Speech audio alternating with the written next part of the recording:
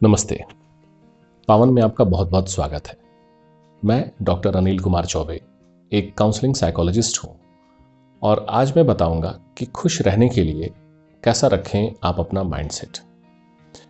Mindset को अगर आसान भाषा में मैं बताने का प्रयास करूं तो माइंडसेट आपकी मानसिकता है। माइंडसेट आपके सोचने की कला है, आपके विचारों की दिशा है और किसी भी परिस्थिति को समझने की जो क्षमता है, जो समझने की टेंडेंसी है, वो आपका माइंडसेट है। माइंडसेट माइंड शब्द से बना है। माइंड यानी मन। अपने आप में ये बड़ा कॉम्प्लेक्स है। माइंड साइकोलॉजी में स्टडी का एक वास्ट एरिया है। बहुत सारे उस पर स्टडीज हुए हैं। मन को समझने का प्रयास किया गया है, लेकिन मन को भारतीय दर्शन में बहुत ही अलग तरीके से समझा गया है। हम भारतीयों के लिए मन या माइंड कोई नया शब्द नहीं है।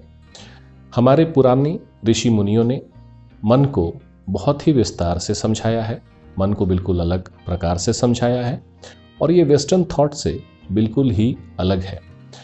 बहुत सारे कहानियों में, बहुत सारे एंशियंट टेक्स्ट बुक और लिटरेचर्स में मन बार बार शब्द आता है, मन से जुड़ी हुई कहानियाँ आती हैं।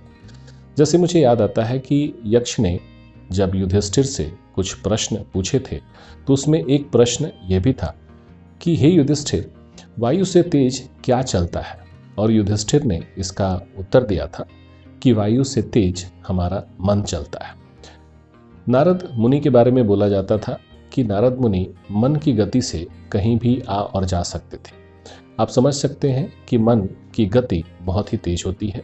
हमारा मन एक क्षण में कहीं से कहीं जा सकता है, विभिन्न आकार, विभिन्न रूप ले सकता है।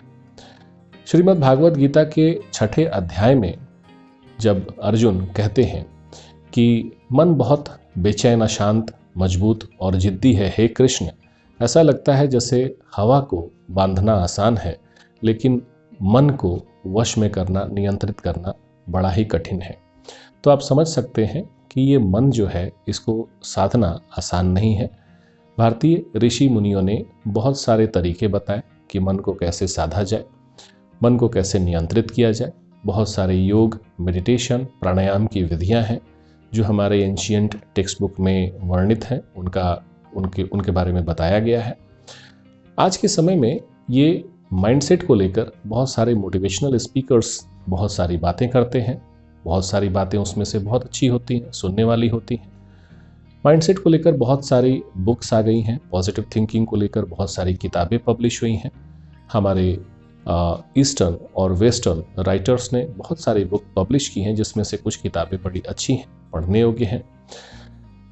मन का बेसिकली जो आधार होता है वो 3 गुण हैं जो हमारे आयुर्वेद के किताबों में बताए गए हैं। जैसे हम सभी के अंदर सात्विक, तामसी और तापसी गुण होते हैं। इन 3 गुणों की मात्रा अलग अलग हो सकती है, पर होती सबके अंदर है।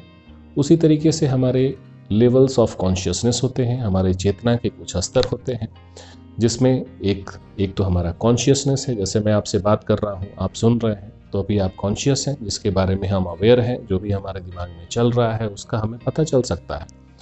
दूसरा, सब कॉन्शियस माइंड, जो न पूरी तरीके से अवेकेंट है, न पूरी तरीके से स्लिप्ड है, यानी उसमें ऐसी बातें होती हैं जो हमारे कॉन्शियसनेस और अनकॉन्शियसनेस से जुड़ी होती हैं।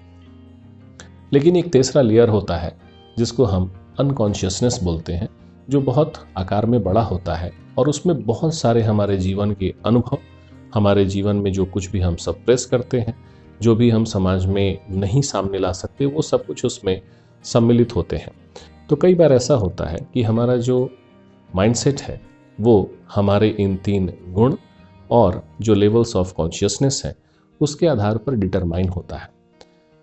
हमारे जीवन के बहुत सारे अनुभव इसमें शामिल होते हैं। हमारे जीवन में बहुत सारी जो लर्निंग्स होती हैं वो इसमें शामिल होती हैं और माइंडसेट को बनते बनते समय लगता है। कई बार उस माइंडसेट को चेंज करना हमें लगता है जैसे आसान नहीं है, लेकिन माइंडसेट का पॉजिटिव होना, एक ग्रोथ माइंडसेट का होना आवश्यक है। आजकल जो जिस तरीके की माइंडसेट पर बातें चल रही हैं उसमें से एक है ग्रोथ माइंडसेट और एक है पॉजिटिव माइंडसेट। एक उदाहरण मैं देना चाहूँगा। एक बार एक इंटरव्यू में अलग अलग कंट्रीज से कुछ प्रोफेशनल्स को बुलाया गया। उसमें कुछ डॉक्टर्स थे, इंजीनियर्स थे, कुछ टीचर्स थे और इसी तरीके से अन्य प्रोफेशंस के लोग थे। तो इंटरव्यूअर ने पूछा कि अगर BMW कार आपको खरीदना हो तो कितने साल में आप खरीद पाएंगे। सभी ने अपनी सैलरी का अनुमान लगाया, सभी ने एस्टिमेट बनाया कि मेरी सैलरी के हिसाब से। किसी डॉक्टर ने बोला कि मैं 3 साल में खरीद लूँगा, इंजीनियर ने बोला कि मुझे शायद 3.5 साल लगेंगे, किसी टीचर ने बोला शायद मुझे 5 साल लगेंगे। एक भारत के बड़े उद्योगपति से यही सवाल पूछा गया कि BMW खरीदने में आपको कितना टाइम लगेगा, और उनका जवाब था 1.5 साल। तो उनसे पूछा गया कि आप तो इतने बड़े उद्योगपति हैं और BMW को खरीदने में आप 1.5 साल लगाएंगे। तो उन्होंने कहा हाँ, बड़ी कंपनी है ना, बड़ी कंपनी को खरीदने में समय तो लगेगा। ये है पॉजिटिव थॉट। जब आप बड़ा सोचते हैं तो एक उद्योगपति भारत के BMW कंपनी खरीदने के बारे में सोच रहे थे, लेकिन वहीं जो प्रोफेशनल्स थे, अलग अलग कैरियर वाले जो लोग थे, वो कार खरीदने के बारे में सोच रहे थे। तो इस तरीके से पॉजिटिव जो माइंडसेट होता है वो हमारे लिए बहुत इम्पॉर्टेंट होता है। अगले वीडियोस में हम जानेंगे कि आप अपने पॉजिटिव माइंडसेट को कैसे पहचान सकते हैं, या आप कैसे पहचान करें कि आपकी माइंडसेट कैसी है, क्या क्या ऐसे फैक्टर्स हैं जो माइंडसेट को प्रभावित करते हैं, और माइंडसेट का पॉजिटिव होना क्यों ज़रूरी है। ये हम अगले वीडियोस में बात करेंगे। बने रहें हमारे साथ अगले वीडियो में। नमस्ते।